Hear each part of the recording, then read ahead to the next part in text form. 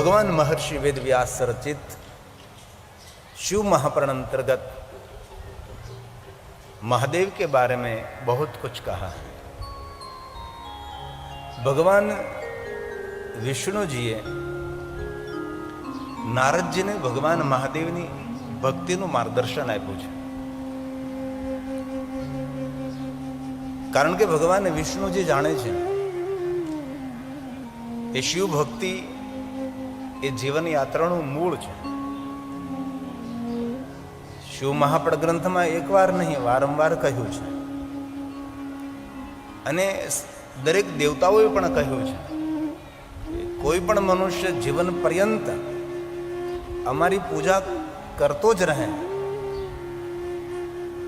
તેમનું અમે કલ્યાણ કરી શકતા નથી। પણ હે મહાદેવજી, આપનું જ્યારે ભજન કરે છે ને આપની જ્યારે ભક્તિ કરે છે ત્યારે જ જીવાત્માનું કલ્યાણ થાય છે। અને ભગવાન મહર્ષિ વેદવ્યાસજીએ શિવ મહાપડ ગ્રંથમાં કહ્યું પણ છે કે કલયુગ આવતા અનેક કલયુગી દેવતાઓ પ્રગટ થશે અને લોકો ઉપજાવી કાઢેલા અને કલયુગી દેવતાઓની પૂજા કરવા લાગશે। જે દેવતાઓનું કોઈ પુરાણોમાં, કોઈ શાસ્ત્રોમાં, કોઈ જગ્યાએ વર્ણન નથી, એવા દેવતાઓની પૂજા અર્ચન કરવામાં મનુષ્ય પોતાના જીવનને વ્યતીત કરે છે। જે જીવનનું મૂળ છે, જે ભગવાન શિવ છે, જે મહાદેવ છે, લોકો તેનાથી દૂર જશે અને વિસરી જશે। ભગવાન મહર્ષિ વેદવ્યાસજી તો ત્યાં સુધી કહ્યું કે જેમના ઈષ્ટદેવ મહાદેવ છે, જેમના કુલદેવતા મહાદેવ છે, જેમની કુલ પરંપરામાં ભગવાન મહાદેવની પૂજા થાય છે, એ પણ પોતાના ઈષ્ટ દેવતાઓને છોડીને અન્ય દેવતાઓનું ભજન કરવા લાગશે।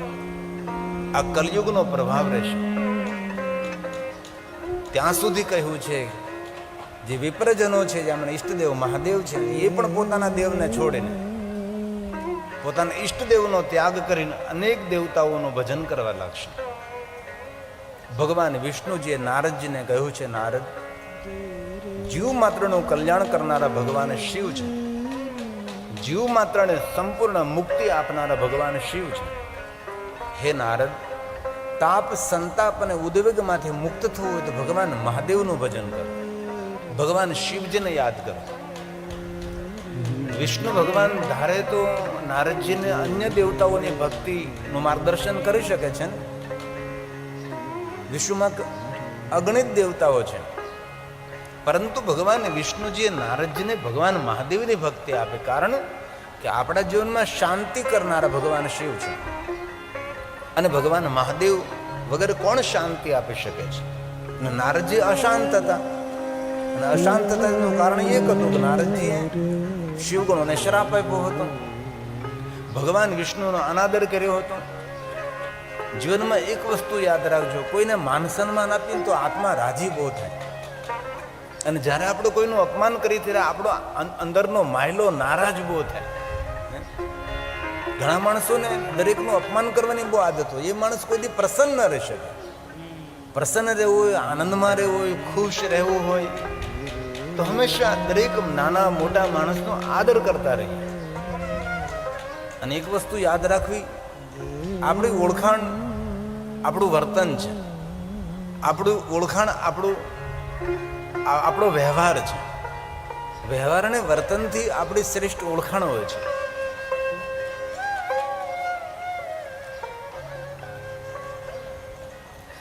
લોહીનો ગમે તેટલો રિપોર્ટ કાઢીએ પણ એ રિપોર્ટમાં ખાનદાની ન આવે, ક્યાં ગ્રુપનું બ્લડ છે, એના બ્લડમાં શુગર વધારે છે, ઓછી છે, એ બધું થઈ શકાય છે। પણ કોઈ પણ માણસના લોહીનો રિપોર્ટ કરવામાં આવે તેમાં ખાનદાની તો તેના વર્તનથી, તેના વ્યવહારથી જ ઓળખાય છે। કોઈ પણ માણસને ઓળખવું હોય તેના વર્તનથી, તેની વાણીથી, તેના વ્યવહારથી ઓળખી શકાય છે। ભગવાન વિષ્ણુજી મહાદેવના પરમ ભક્ત છે, તેથી ભગવાન વિષ્ણુજીએ નારદજીને શિવ ભક્તિ આપી છે। મનને શાંત કરવા માટે નારદજી ભાલમાં ભસ્મનું ત્રિપુંડ કરવું, ભલે આપણે ભસ્મનું ત્રિપુણ ન કરી શકીએ, પણ કમસે કમ જે આપણા ઈષ્ટ દેવતા હોય અને જે આપણી કુલ પરંપરાની અંદર, આપણા પરિવારની અંદર જે નિર્ણય લેવાનો હોય તેનું તિલક કરવું. અને શિવ મહાપણ દરેક ગ્રંથોમાં તિલક સમાન છે. શિવ મહાપણ તિલકમ ખલુ સત્પુરાણમ. આ શિવ મહાપણ ગ્રંથ કોઈ સામાન્ય ગ્રંથ નથી. દરેક પુરાણોમાં તિલક સમાન છે. આપણા ભાલમાં તિલક એ આપણા માટે શુભ છે. બહેનો તો ઠીક છે, કંકુની બિંદી કરતી હોય છે, પણ આપણા ભાઈઓ લગભગ પોતાના કપાળને ખાલી રાખે છે. બહુ જ ઓછા અંશે ભાઈઓ એવા છે, વડીલો એવા છે જેના કપાળમાં ચાંદલો હોય, જેના કપાળમાં તિલક હોય અથવા ત્રિપુંડ હોય. ભાગ્યે જ કોરા કપાળવાળા જ માણસો હોય છે. એ આપણી સનાતની પરંપરાની ઓળખાણ છે. આપણા ભાલમાં તિલક કમસે કમ નાનો ચાંદલો તો કરો, ભાઈ ભસ્મ નો કરો, ચંદન ન કરો, કંકુ નો કરો, કોરું કપાળ. તિલક આપણા માટે મંગલ છે. તિલક આપણા માટે શુભ છે. એ આપણી ઓળખાણ છે. ગમે તેટલા સોના ચાંદી હીરા મોતી ધારણ કર્યા હોય, બહુ જ મૂલ્યવાન વસ્ત્ર ધારણ કર્યા હોય, પણ કપાળમાં જો તિલક ન હોય તો આ બધું જ વ્યર્થ છે. આપણે સૌને અનુભવ છે કે જ્યારે આપણે પૂજા કરવા બેસીએ ત્યારે આપણા આચાર્યો, આપણા બ્રાહ્મણો પેલા ભગવાનને તિલક નહીં કરાવે, પેલા આપણા કપાળમાં તિલક કરે, આપણા કપાળમાં ચાંદલો કરે અને એમ કે ભાઈ પેલા તમારા કપાળમાં તમે ચાંદલો કરો, તમે પોતે ચાંદલો કરો. એ આપણી પરંપરા છે. ભલે આપણે રોજ તો ન કરી શકીએ, પણ જ્યારે કથા સાંભળવા આવીએ ત્યારે આપણે કપાળમાં ચાંદલો કરીને આવીએ. કેટલું સારું દેખાય, કેટલું સારું લાગે. અને એકવાર તમે સવારમાં ઉઠી સ્નાન પવિત્ર બની અને ભાલમાં ભસ્મનો ત્રિપુંડ કરો, ચંદનનો ત્રિપુંડ કરો અથવા કંકુનો ચાંદલો કરો તો એક આપનો ચહેરો દર્શનીય લાગે. આપણું જ મોઢું આપણા અરીસાની અંદર, આપણા દર્પણની અંદર આપણને જોવું ગમે અને માનસિકતા પણ આપણી સુધરે. ભગવાન વિષ્ણુજીએ નારદજીને ભાલમાં ભસ્મનું ત્રિપુંડ કરવાનું કહ્યું અને પછી કહ્યું કે રુદ્રાક્ષને ધારણ કરજો. રુદ્રાક્ષ આપના રોગને હરી લેશે. રુદ્રાક્ષ એ તનના રોગને પણ હરનાર છે અને મનના રોગને પણ હરનાર છે. મનને પ્રફુલ્લિત રાખે છે, તનને તંદુરસ્ત રાખે છે. ઘણા માણસો તનથી તંદુરસ્ત હોય, મનથી બહુ રોગી હોય છે. તનમાં કઈ રોગ હોય તો સારું થઈ શકે, પણ મનના રોગને સારો કરવો બહુ જ મુશ્કેલ હોય છે. તેથી તનથી ને મનથી પ્રફુલ્લિત લેવું એ માણસે રુદ્રાક્ષને પહેરવો જોઈએ. અને રુદ્રાક્ષ કોઈ સંપ્રદાય સાથે કોઈ જોડાયેલી વસ્તુ નથી. એવું નથી કે મહાદેવના ભક્તોએ તો રુદ્રાક્ષ પહેરવો, દરેકે રુદ્રાક્ષ પહેરવો જોઈએ. શિવ મહાપણ ગ્રંથમાં કહ્યું છે કે શિવ ઉપાસક હોય કે વિષ્ણુ ઉપાસક હોય કે પછી શક્તિ ઉપાસક હોય, આ ત્રણે રુદ્રાક્ષને ધારણ કરો. આવું શિવ મહાપણ ગ્રંથમાં ભગવાન મહર્ષિ વેદવ્યાસજી બોલ્યા છે. ધ્યાન દીજીએ થોડા સા. રુદ્રાક્ષમ બિભ્રૂયા નિત્યમ શૈવ શાક્તોથ વૈષ્ણવ. રુદ્રાક્ષમ બિભ્રૂયા નિત્યમ, નિત્યમ રોજ. શૈવો શાક્તોથ વૈષ્ણવ. શૈવો શાક્તોથ વૈષ્ણવ. કેટલી સુંદર સ્પષ્ટ વાત કરે. અને આપણે એટલા બધા સંકુચિત બની ગયા કે તો મહાદેવના ભક્તોએ રુદ્રાક્ષ પહેર, આપણે ન પહેર. એવું કોને કહ્યું તમને?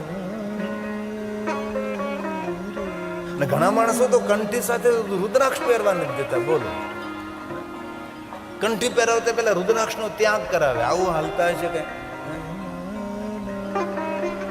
રુદ્રાક્ષ નો ત્યાગ કરાવનારો માણસ તો મંદ બુદ્ધિ વાળો સાચી રીતે, પણ રુદ્રાક્ષ નો ત્યાગ કરનારો પણ ત્યાગ કરાવનારો ત્યાગ કરનારો બંને મૂર્ખ છે. તેથી હૃદયની અમારી પ્રાર્થના છે, કોઈ પણ સંપ્રદાયમાં, કોઈ પણ પરંપરામાં તમે જકડાયેલા, પકડાયેલા અને પુરાયેલા હો.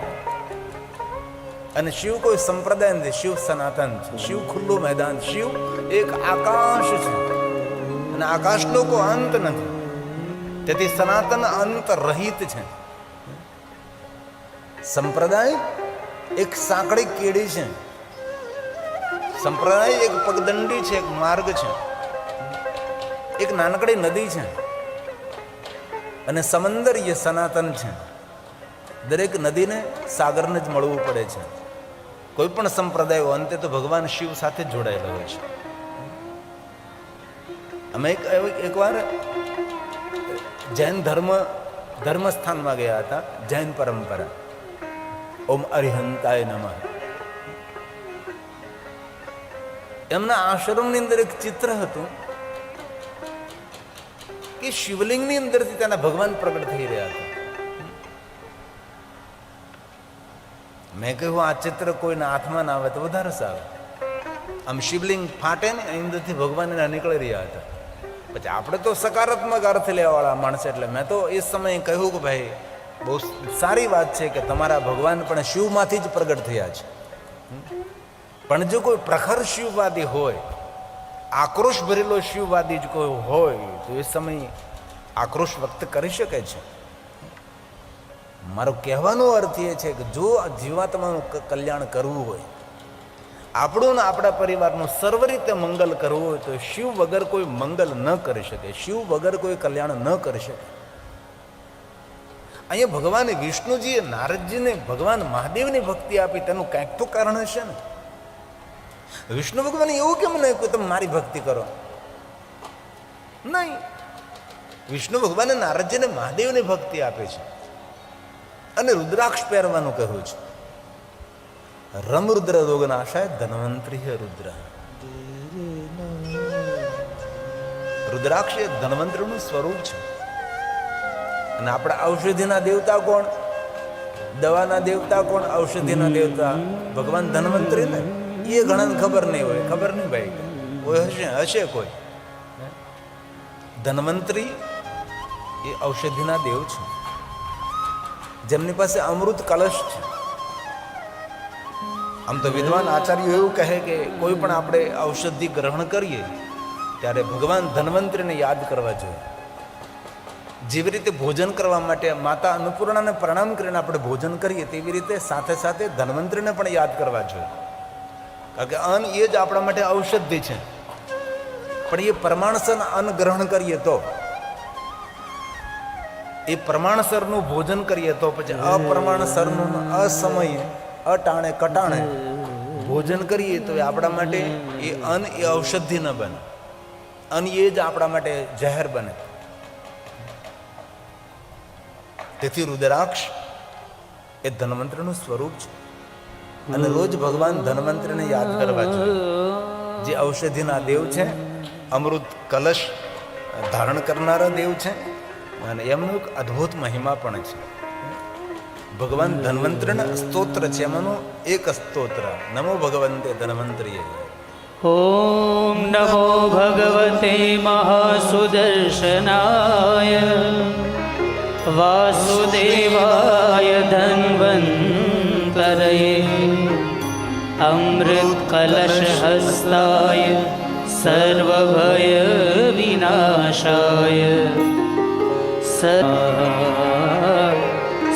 સર્વરોગ નિવારણ. જીવનના બધા જ રોગોને હરનારા ભગવાન ધન્વંતરી છે.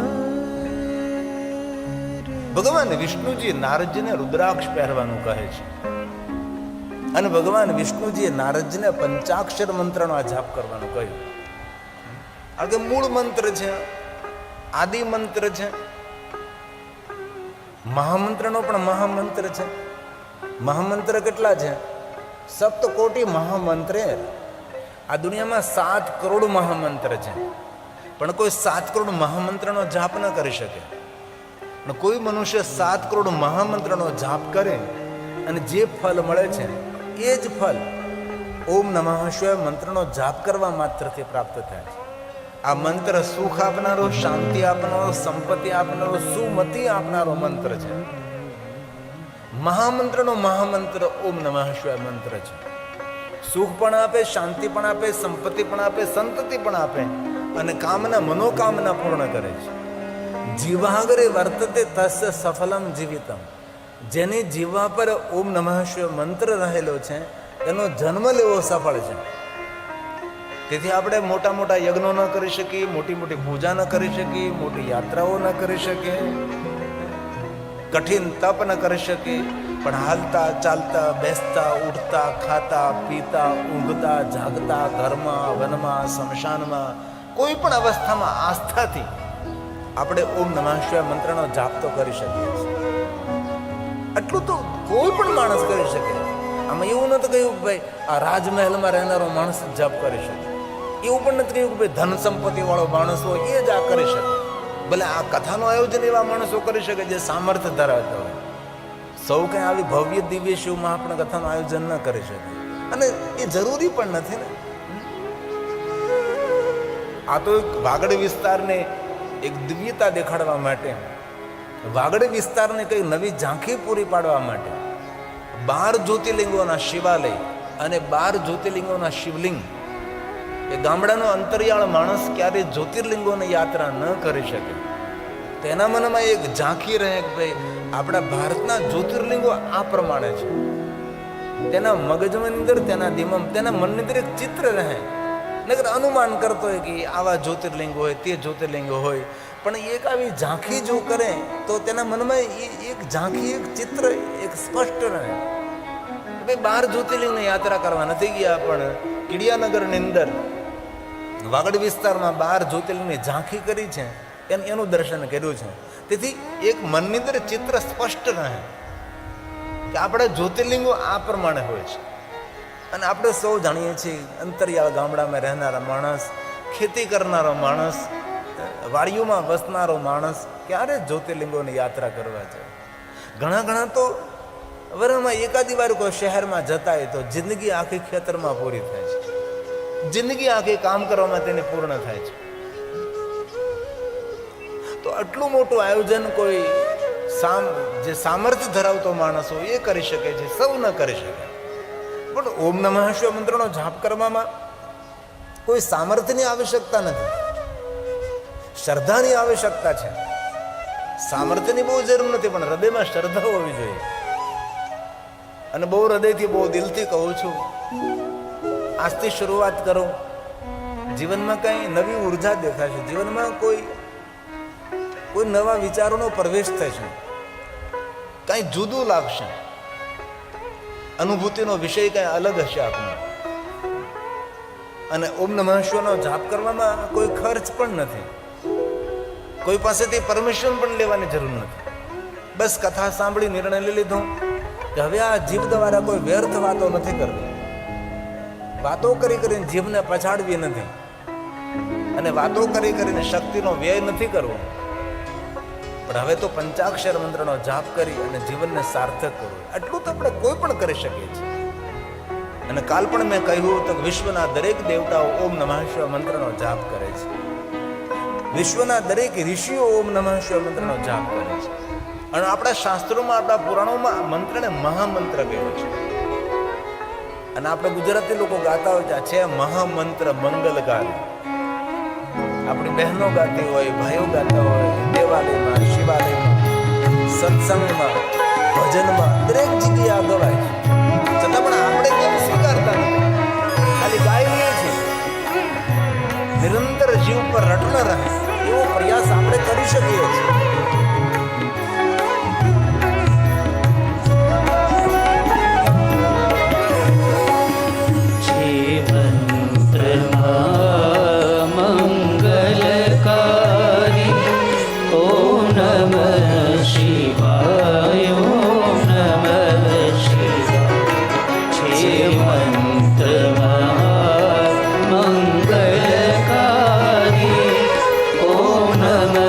Shiva.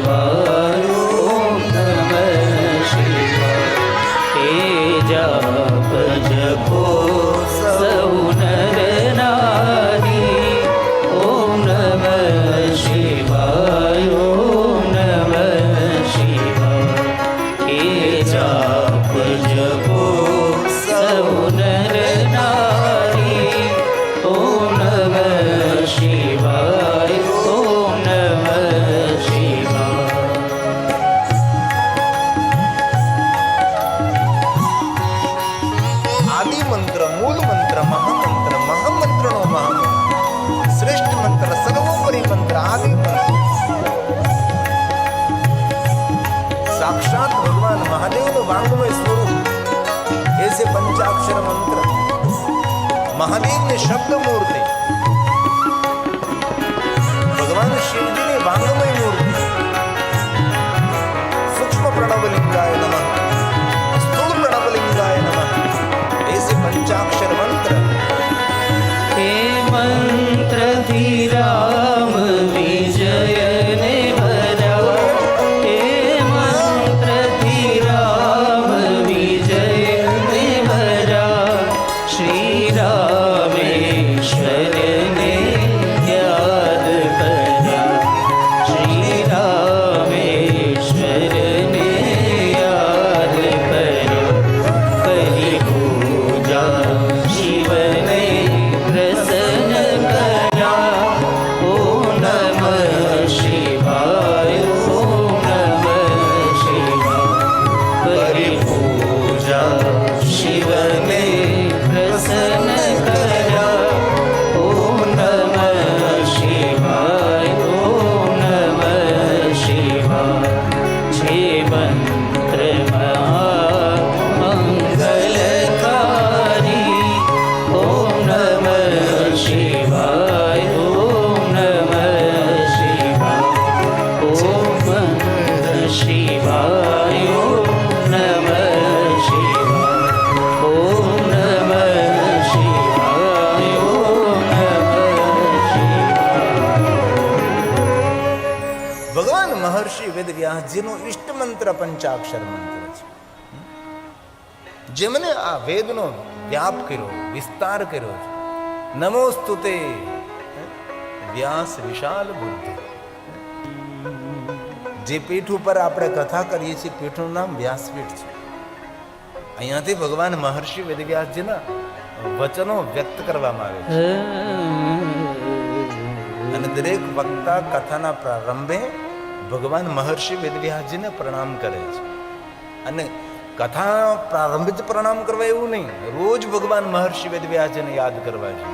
કારણ કે જે કંઈ આપણને આ દુનિયામાં મળ્યું છે એ ભગવાન વેદવ્યાસજીના પ્રસાદ જ છે ને.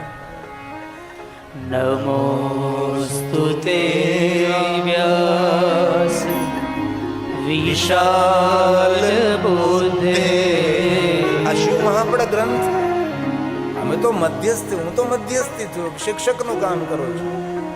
આ શિવ મહાપડમાં જે કાંઈ કહ્યું ભગવાન મહર્ષિ વેદવ્યાસજીએ કહ્યું છે અને એમનો પ્રસાદ છે.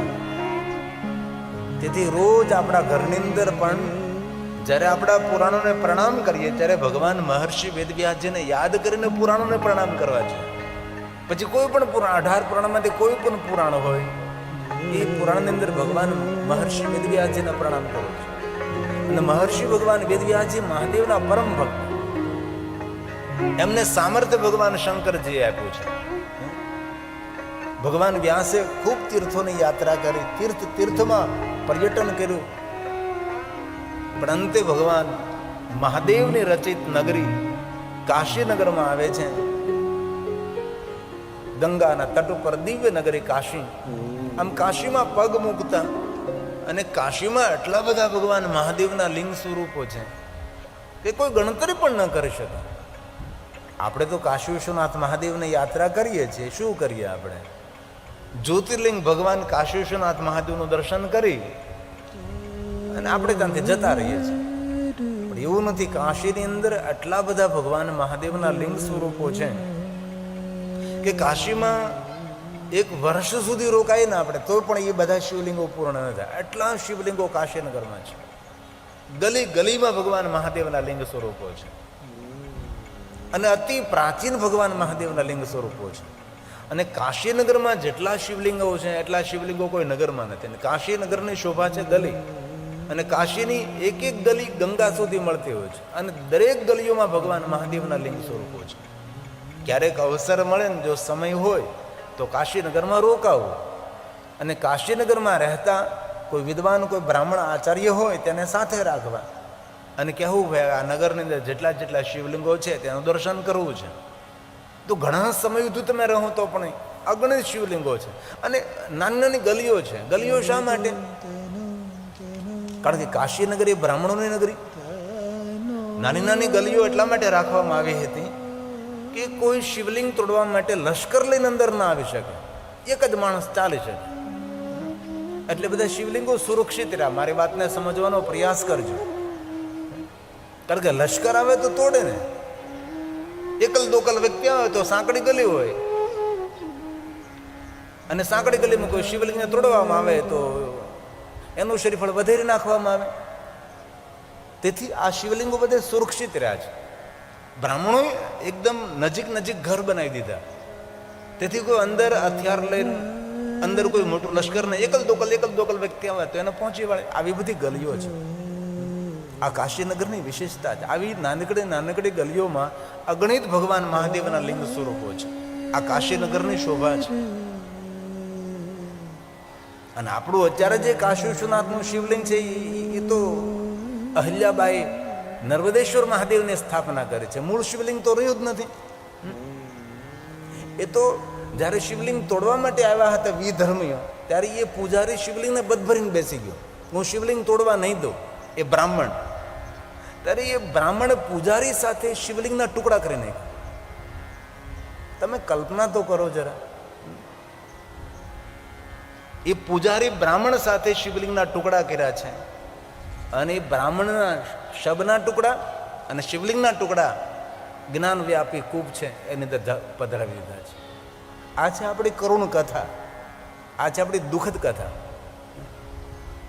એ તો રાજા, પંજાબના રાજા રણજીતસિંહ, એમને 10 મણ સોનું આપ્યું. અહલ્યાબાઈએ સ્થાપના કરી અને ફરી પાછી ભગવાન કાશી વિશ્વનાથ મહાદેવની પૂજાનો પ્રારંભ થયો. આના માટે વધારે મારે બહુ કહેવાની જરૂર નથી. અને મારા યુવાન ભાઈઓને પ્રાર્થના છે, બધી રીલ્સ જોવાનું બંધ કરે અને પૃથ્વીરાજ ચૌહાણની રીલ્સ જોવાનું શરૂ કરે. પણ એ તો ફુરસત નથી.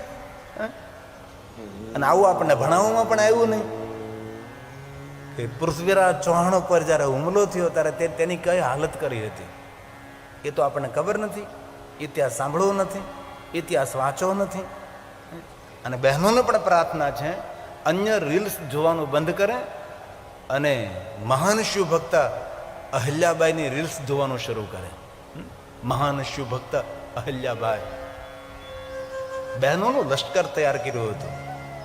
અને નારીનું શક્તિ પ્રદર્શન કરનારી પહેલી કોઈ નારી હોય તો માતા અહલ્યાબાઈ છે. અને એ સમય તો કેટલી મર્યાદા ક્ષત્રિયોમાં. નારી ઘરની બહાર પગ તો ન મૂકી શકે, નારી ઘરની બહાર અવાજ પણ જાય એ રીતે બોલી ન શકે. આવી મર્યાદાઓની વચ્ચે અહલ્યાબાઈ હાથમાં તલવાર લઈને નારીઓનું લશ્કર લઈને નીકળે. કેવી વીરાંગના! તે નારી શક્તિ કઈ સામાન્ય શક્તિ નથી. એ શક્તિને દબાવી દેવામાં ના આવે, શક્તિને પ્રગટ થવા દેવામાં આવે. ત્યાં અહલ્યાબાઈનું ચરિત્ર સાંભળો, ચરિત્ર વાંચો તમે. આ સોમનાથમાં આપણે મહાદેવની પૂજા કરીએ છીએ, એ સોમનાથમાં મહાદેવની પૂજાનો પ્રારંભ કરાવનાર કોણ? માતા અહલ્યાબાઈ. બાકી તો ત્યાં કોઈ મહાદેવની પૂજા કરતો તો મૃત્યુદંડ આપતા હતા. અને કોણ મૃત્યુદંડ આપતો હતો એ તમને ખબર છે. અને કોનું સામ્રાજ્ય ત્યાં ચાલતું હતું એ પણ તમને ખબર છે. એ તમને ભણાવવાની જરૂર નથી. ઘણી વાર મેં કથામાં કહ્યું કે આપણે જ્યારે ભણતા હતા, આપણને ઇતિહાસ ભણાવવામાં આવતો હતો, ત્યારે 13 વાર સોમનાથ મહાદેવનું મંદિર તોડ્યું. કોને કોને તોડ્યું, કોને કોને લૂંટ્યું, તેના નામ યાદ રાખવા પડતા હતા. કારણ કે પરીક્ષામાં પૂછાય કે એટલી વાર કોને તોડ્યું, પહેલાં કોને તોડ્યું. જેને જેને સોમનાથ મહાદેવ, આપણું જૂનું સોમનાથ છે, જેને જેને સોમનાથ મહાદેવ તોડ્યું એના નામ યાદ રાખવામાં આવતા હતા. પણ ફરિયાદ તો એ છે કે આ 13 વખત સોમનાથ મહાદેવ તોડ્યું તેના નામો અમને ભણાવ્યા છે, પણ 13 વખત આ જેને સોમનાથ મહાદેવ નિર્માણ કર્યું તેના નામ અમને કેમ ન ભણાવ્યા? એ તો ઠપકો આપવો જોઈએ કે નહીં તમારે? આટલું તો આપણે વિચારી શકીએ કે નહીં? ના, આપણા દેશના માનનીય વડાપ્રધાને કહ્યું છે કે કચ્છને હું કાશ્મીર બનાવી દઈશ. એટલે કાશ્મીર ન બને એવું ધ્યાન રાખજો તમે બધા ભેગા થઈને.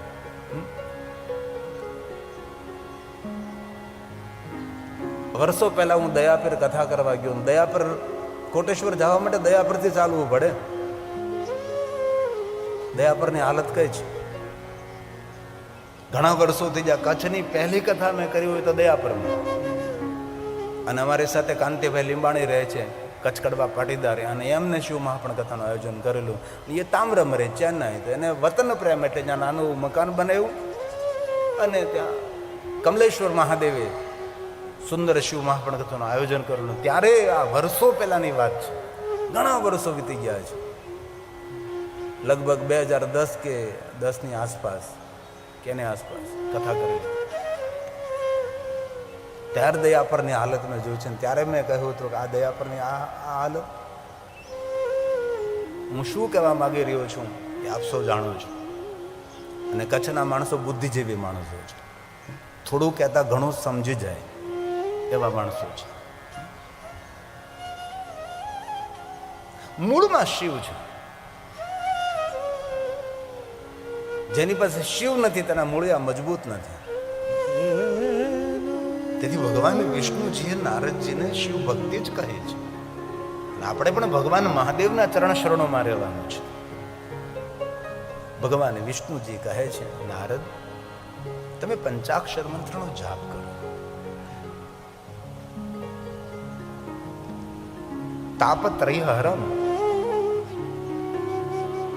પંચાક્ષર મંત્ર આધિ વ્યાધિ ઉપાધિને દૂર કરનારો મંત્ર છે. અને પછી ભગવાન વિષ્ણુજીએ કહ્યું કે નારદજી તમે ભગવાન મહાદેવની ભક્તિને દ્રઢ કરવા માટે મહાદેવને જ કથાનું શ્રવણ કરો, કે જેની વાત સાંભળીએ તેને આપણને ભક્તિ થાય, જેનું વ્યાખ્યાન સાંભળીએ તેના પ્રત્યે આપણને ભાવ થાય.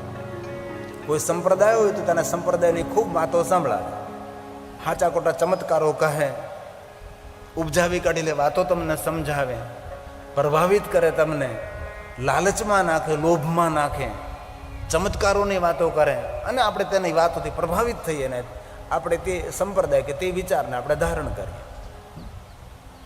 તેથી ભગવાન વિષ્ણુજીએ નારદજીને કહ્યું કે મહાદેવની ભક્તિ દ્રઢ કરવા માટે તમારે ભગવાન મહાદેવની કથાનું શ્રવણ કરવું. નારદજી વિષ્ણુ ભગવાનને પૂછ્યું કે મને મહાદેવની કથા કોણ કહે? ત્યારે વિષ્ણુ ભગવાનને કહ્યું કે મહાદેવની કથા સાંભળવા માટે બ્રહ્મલોકમાં જાઓ ને તમારા પિતા બ્રહ્માજી તમને મહાદેવની કથા કહેશે. અને આ નારદજી ભગવાન વિષ્ણુજીના કહેવાથી બ્રહ્મલોકમાં આવે છે અને પિતા બ્રહ્માજીને વિનંતી કરે છે કે મને મહાદેવની કથા સંભળાવો. અને બહુ આદર અને શિષ્ટાચાર સાથે પ્રણામ કરે છે, સાષ્ટાંગ પ્રણામ કરે છે, દંડવત પ્રણામ કરે છે. અને ક્યારે શિવાલય જાઓ તો દંડવત પ્રણામ કરવા. મહાદેવને દંડવત પ્રણામ કરવાથી એ મનુષ્ય યમના દંડમાંથી મુક્ત રહે છે. તેથી ભગવાન મહાદેવને દંડવત પ્રણામ કરવા, પણ દંડવત પ્રણામ પુરુષોએ કરવાનું, બહેનોએ નહીં કરવા. બહેનોએ કોઈ દેવતાઓને, મહાદેવને કે સદગુરુને કોઈને દંડવત પ્રણામ નારી શરીરે નહીં કરવા. કારણ કે આપણી સનાતન પરંપરાની અંદર દંડને પાત્ર પુરુષ છે, નારી દંડને પાત્ર નથી. તેથી બહેનોએ દંડવત ન કરવા, પ્રણામ સૌને કરવા, સાષ્ટાંગ પ્રણામ કરી શકો છો, પણ દંડવત પ્રણામ બહેનોએ ન કરવા. કારણ કે નારી શક્તિની મહાનતા સનાતન ધર્મની અંદર બહેનોને ખૂબ મહાનતા આપી છે, સ્ત્રીને, નારીને ખૂબ શ્રેષ્ઠતા આપી છે. આપણે ક્યારે શિવાલયમાં જઈને શિવાલયમાં જોયું હોય તો શિવજી તો નીચે બિરાજે છે, પણ માતા પાર્વતીનું સુંદર ઊંચું આસન છે. અને શંકર ભગવાન તો નંદી પર બિરાજે છે, અને માતા ભવાની તો સિંહ પર બિરાજે છે. અહીંયા અમારા ધોરેશ્વર મહાદેવ તો ગામની વચ્ચે બિરાજે છે, અને મા જગદંબા તો ઢોરા ઉપર, ડુંગરા ઉપર બિરાજે છે. હંમેશા નારીનું સ્થાન ઊંચું છે. તેથી કોઈ નારી શરીરે કોઈ ભગવાનને દંડવત પ્રણામ ન કરવા, પુરુષોએ દંડવત કરવા જ જોઈએ. અને દંડવત કરવાથી ધરતીની ઉર્જા મળે. ત્યારે અનુભવ તો કરજો. આમાં કોઈને પૂછવાનું હોય તો ઘણા માણસો એવા હશે કે જીવનભર કોઈ ભગવાનને દંડવત નહીં કર્યા હોય. દંડો પડે તેમ ભગવાનના ચરણોમાં પડી જવું, તેની અનુભૂતિ અલગ હોય છે. બહુ હૃદયથી એક વાત કહું છું, ગંગામાં ડૂબકી મારો અને ગંગામાં ડૂબકી માર્યા પછી બહાર નીકળવામાં આવે ને જે અનુભૂતિ થાય એવી અનુભૂતિ ભગવાનને દંડવત કરીને ઊભા થાવ ત્યારે એવી અનુભૂતિ થાય છે. અનુભવ તો કરજો તમે. આમાં ક્યાં કે ખર્ચ તો નથી, તમે સ્વયં કરી શકો છો. અને જીવનમાં ઘણી બધી અનુભૂતિઓ કરવી જોઈએ. આમ નામ જીવન પૂરું ન થાય. બીજી બધી કેમ અનુભૂતિ કરી લઈએ છે, કાંઈ ચાખવાનું કે આ તે. આપણા જીવનમાં ઘણા બધા અનુભવ કરતા કે લાવીને ભાઈ થોડુંક ચાખી લઉં. પીતો તો નથી પણ જરા અનુભવ તો કરું. એવા બધા અનુભવ કરવા માટે તૈયાર થઈ જાય છે. આવા પણ આધ્યાત્મિક અનુભવો કરવા જોઈએ.